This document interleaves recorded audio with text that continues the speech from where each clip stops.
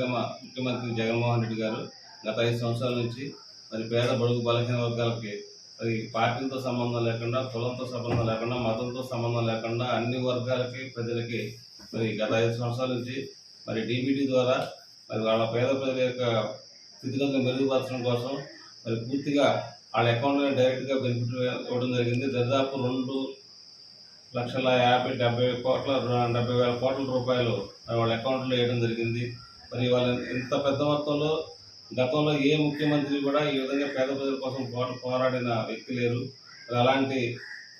వైఎస్ఆర్ కాంగ్రెస్ పార్టీలో నిలబడ్డ ఎమ్మెల్యేలు కానీ, ఎంపీలు కానీ మరి పూర్తి మెజార్టీతో ప్రజలు, ఓటర్లు వాళ్ళ యొక్క మనసుని మరి మన జగన్మోహన్ గారు చెప్పినట్టుగా మీ ఇంటికి మేలు జరిగింది అనుకుంటేనే నాకు ఓటేయండి అని ఆయన అడుగుతున్నారు. కాబట్టి మరి ప్రతి ఒక్క ప్రజలు, నా ఓటర్ కూడా ఆలోచించి మరి నిర్ణయం తీసుకొని జగన్మోహన్ రెడ్డి గారిని అత్యధిక మెజార్టీతో మళ్ళీ ముఖ్యమంత్రిగా చేసుకోవాలి. అట్లాగే మరి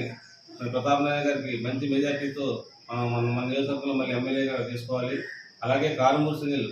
పార్లమెంట్ నియోజకవర్గం చెందిన కారుమూరి సునీల్ యాదవ్ గారిని మళ్ళీ మనం అఖండ మెజార్టీతో గెలిపించుకొని మరి మన యొక్క మండలం, మన చాటరాయ మండలం, నరసీరాపాలెం గ్రామానికి సంబంధించిన ఓటర్లు కూడా మరి ఖచ్చితంగా ఎదురకు మన గ్రామంలో మంచి మెజార్టీ వచ్చింది, అంతకంటే ఎక్కువ మెజార్టీ వచ్చేలాగా చేసుకొని అఖండ మెజార్టీతో మన ఎమ్మెల్యే గారు ప్రతాప్ నారాయణ గారిని, అలాగే కారుమూరి సునీల్ యాదవ్ గారి ఎంపీ గారిని, అలాగే జగన్ గారికి 150 సీట్లు వచ్చేలాగా మరి అందరూ కూడా కార్యకర్తలందరూ కృషి చేసి ఓటర్ మహాశయులందరూ కూడా మంచి మనసుతో ఆలోచించాలని